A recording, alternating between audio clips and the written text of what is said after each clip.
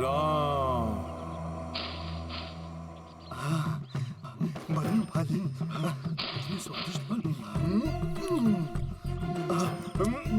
बहुत स्वादिष्ट है। बहुत स्वादिष्ट है। स्वादिष्ट फल। इतने सारे फल, इनमें से कौन सा खाऊं?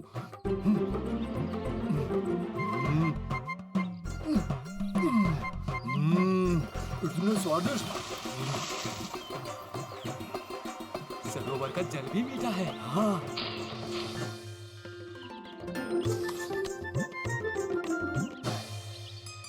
जय श्री राम। राम राम। इतने दिनों के पश्चात स्वादिष्ट शहद। अभी चढ़कर इसका पान करता हूँ।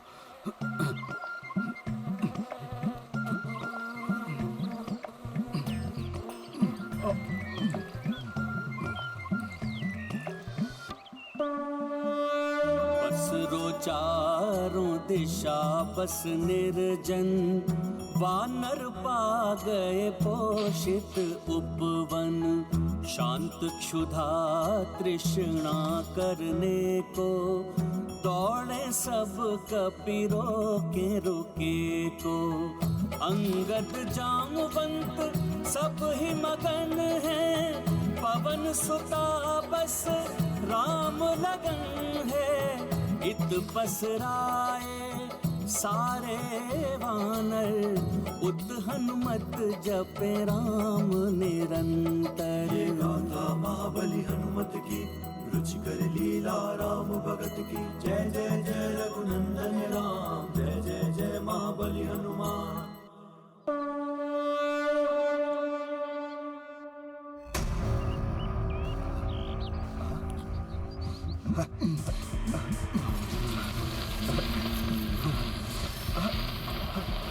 क्या हो रहा है ये? अरे ये क्या हो रहा है? प्रभु प्रभु।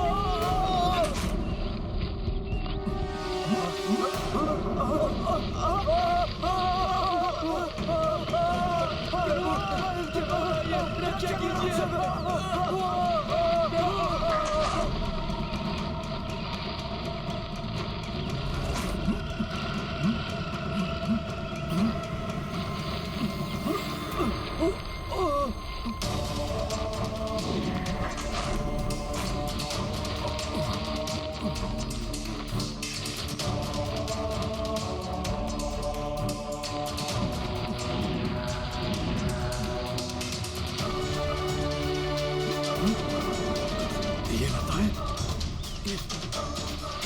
ये लताएं तो झकड़ती जा रही है।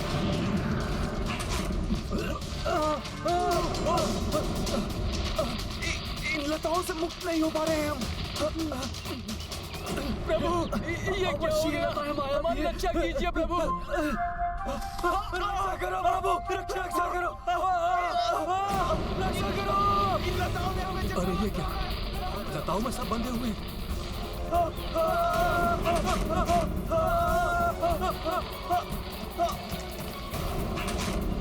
मित्रों,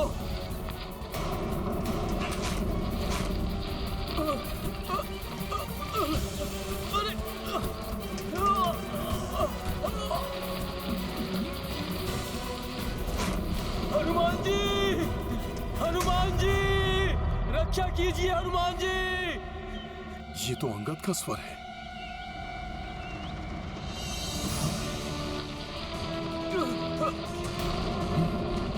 हनुमान जी, सहायता कीजिए।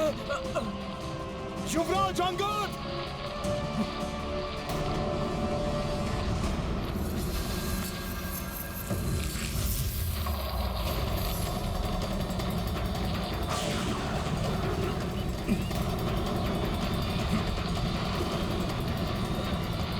हनुमान जी, रक्षा कीजिए। आप जो भी हैं, मेरे मित्रों को छोड़ दीजिए। मैं उनका भक्षण आपको कदापि नहीं करने दूंगा। जय श्री राम।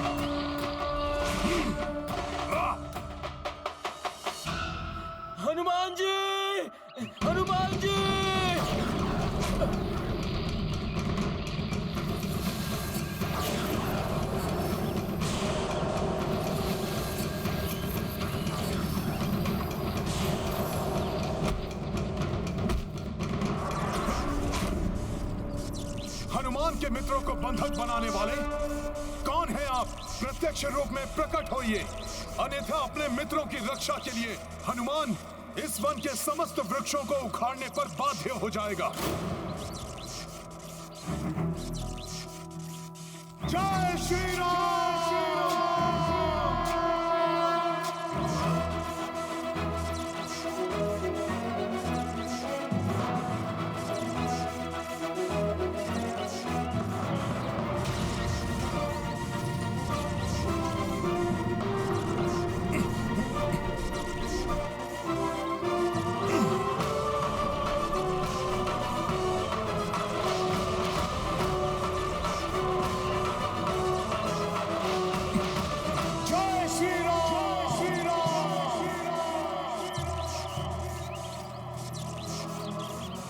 रुक जाइए, रुक जाइए, रुक जाइए।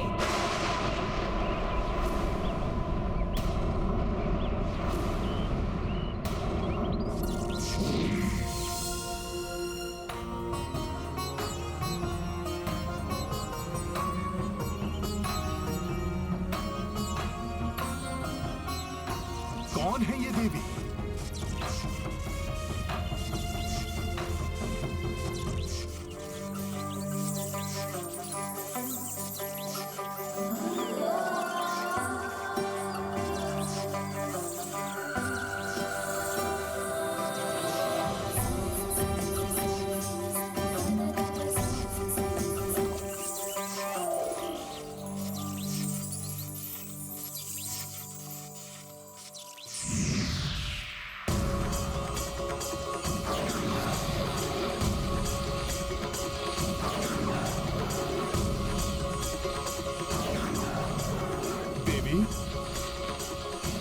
आप जो भी हैं, हनुमान का प्रणाम स्वीकार कीजिए।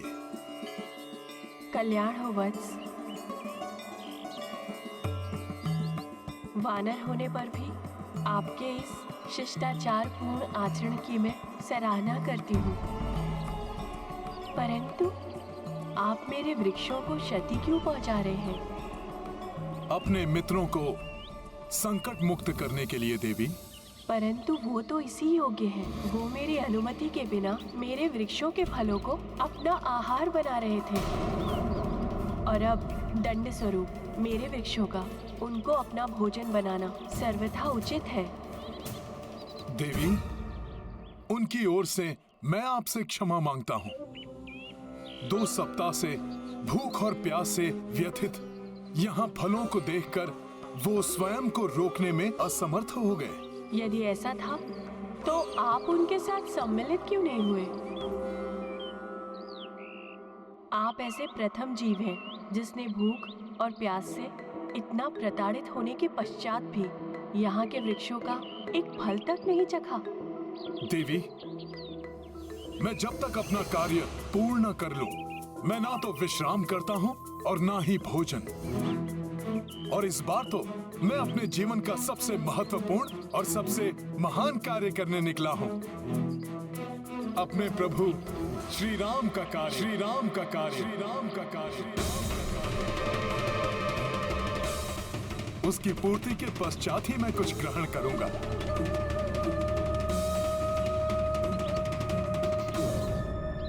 क्या हुआ देवी? आप किस विचार में खो गई? देवी, हमें विलंब हो रहा है। कृपया मेरे मित्रों को क्षमा कर हमें यहाँ से प्रस्थान करने की अनुमति दीजिए। देवी, अपने वृक्षों को आदेश दीजिए कि वो मेरे मित्रों को मुक्त कर दें। अंततः मेरी भेंट आपसे हो ही गई, रामदूत हनुमान।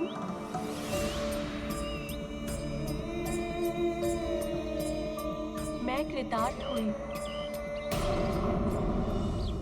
परंतु आप मेरे नाम से कैसे परिचित हैं? कौन हैं आप देवी? मैं स्वयं प्रभा हूँ हनुमान, इस स्थान की रक्षक, जिसका निर्माण बहुत समय पूर्व दानव मायासुर ने अपनी प्रियतमा अप्सरा हेमा के लिए किया था। इसीलिए ये स्थान उन्हीं देवी हेमा का है जिन्होंने मुझे यहाँ की रक्षा एवं रखरखाव के लिए नियुक्त किया है। मुझे अभी स्मरण हुआ, उन्होंने मुझे बताया था प्रभु श्री राम के भक्त हनुमान अर्थात आपका यहाँ आगमन होगा और तब मुझे आपकी सहायता करनी होगी। तब हनुमान की सहायता करने में विलंब मत कीजिए माता। मुझे अपने मित्रों के साथ यहाँ से सुरक्षित जाने दीजिए, जिससे हम रावण द्वारा अपहृत प्रभु श्री राम की अर्धांगिनी माता सीता को ढूंढ सकें। इसके लिए अब हमारे पास अधिक समय नहीं है। आपका दृढ़ निश्चय और कार्यनिष्ठ अत्यंत ही प्रशंसनीय है हनुमान। इसीलिए मैं आपके मित्रों को तत्काल ही मुक्त करती हूँ।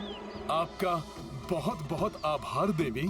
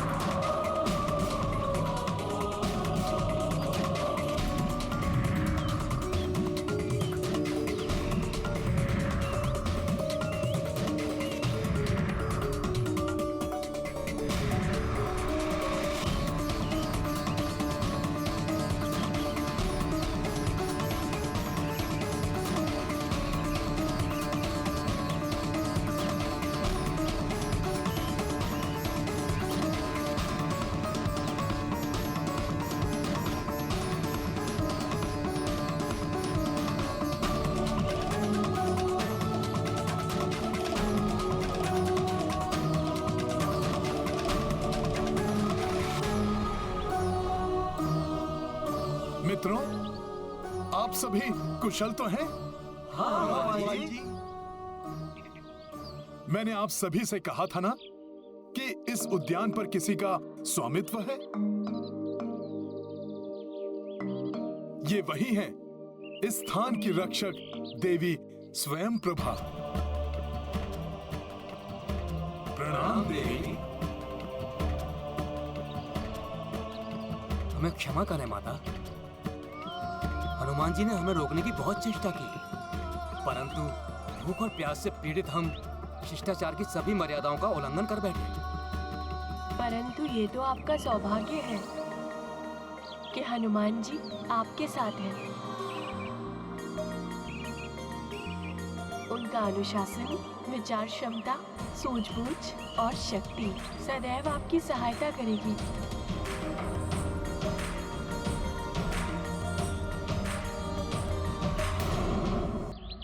मैं आपको आशीष देती हूँ।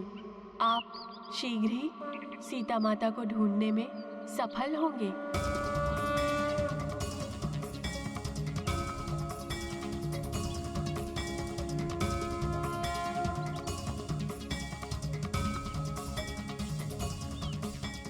धन्यवाद माता। आपके मुख से ये सुखद वचन सुनकर हनुमान धन्य हुआ। मैं भी आपके इस महान कार्य में छोटा सा भाग निभाने की इच्छुक हूँ।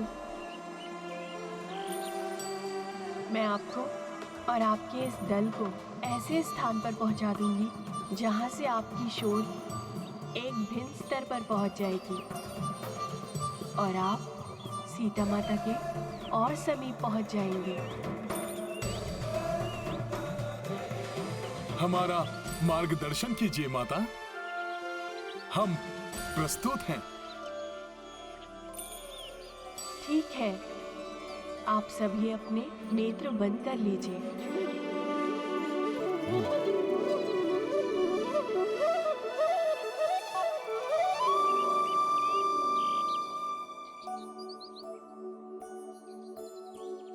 जो आज्ञा माता।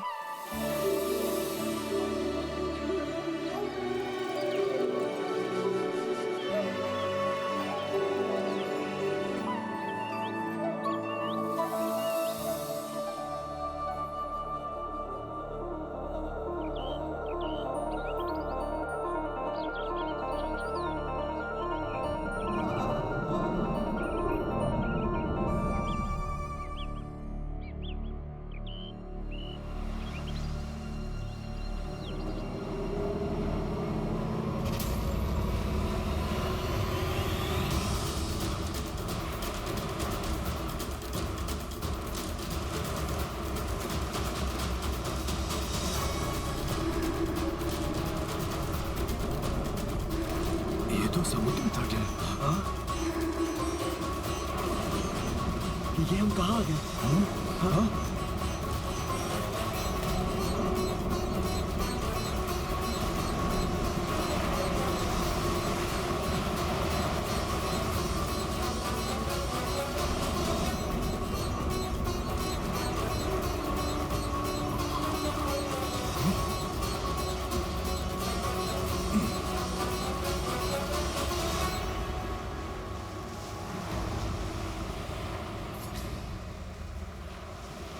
ये माता स्वयं प्रभा ने हमें कहाँ पहुँचा दिया? इसके आगे तो कोई मार्ग ही नहीं है। यहाँ तो मात्र अनंत सागर और उसका अथाह जल है।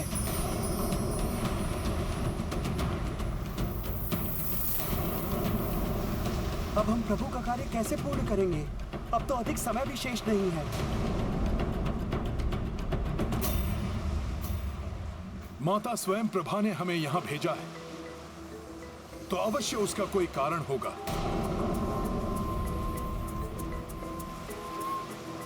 अवश्य यहीं से सीता माता तक पहुंचने का कोई मार्ग होगा।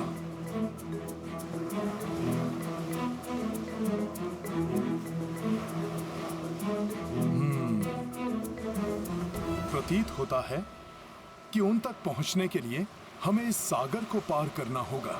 हम, आप और कुछ वानर मित्र भले ही इस समुद्र को पार करने में सक्षम हो हनुमान जी, किंतु हमें शेष वानर मित्रों के लिए भी कोई उपाय सोचना होगा। इतने सारे स्वस्थ वानर एक साथ, आहा, इतना भरपूर आहार भेजकर इस आहत पक्षी पर बहुत बड़ी कृपा की है कृपा निधान ने।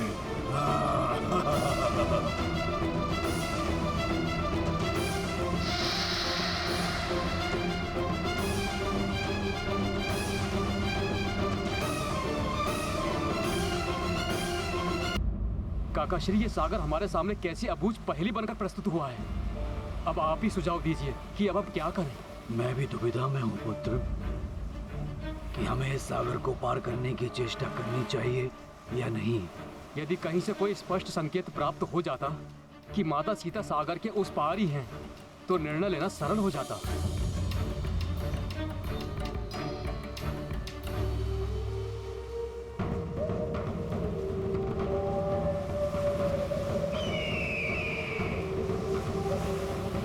युवराज अंगद, किसे ज्ञात है कि सागर के उस पार क्या है? मेरे अनुसार अब हमारे पास यहाँ से लौटने के सिवाय और कोई विकल्प नहीं है, क्योंकि महाराज सुग्रीव के द्वारा हमें दी गई समय अवधि भी शीघ्र ही समाप्त होने वाली है। मित्र गंधमादन, समय भले ही बीत जाए और उसके फल स्वरूप महाराज सुग्रीव हमें मृत्यु दंड ही क्यों न दे दे, परंतु हमें अपने कर्तव्य पथ से विमुख नहीं होना चाहिए। निराश होकर लौटने के स्थान पर हमें माता सीता को ढूंढने का हर संभव प्रयास करना चाहिए, अन्यथा प्रभु श्री राम उनके वियोग की दुखाग्नि में जलते रहेंगे। यदि हम अपने प्राण देकर भी माता सीता का कोई समाचार प्रभु श्री राम तक पहुंचा सके और उनकी पीड़ा हरने में सहायक बन सके, तो हमारा जीवन सफल हो जाएगा।